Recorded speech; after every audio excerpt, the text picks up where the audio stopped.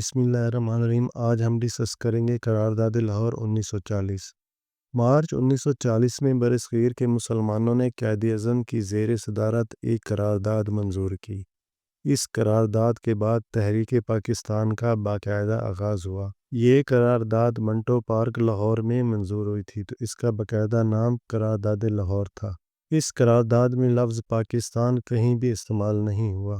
Indian national Congress کے حامی اخبارات نے آل انڈیا مسلم لیگ کا مذاق اڑانے کے لیے اس قرارداد کو قرارداد پاکستان لکھنا شروع کر دیا اور یہ قرارداد پاکستان کے نام سے زیادہ مشہور ہوئی۔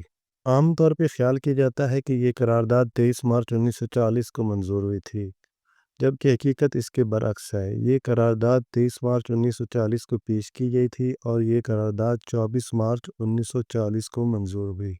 یہ سمجھا جاتا ہے کہ برصغیر کے مسلمانوں نے اس قرارداد کے ذریعے ایک علیحدہ وطن کے قیام کا مطالبہ پیش کیا، جبکہ حقیقت یہ ہے کہ اس قرارداد کے ذریعے برصغیر کے مسلمانوں نے دو علیحدہ ریاستوں کے قیام کا مطالبہ پیش کیا۔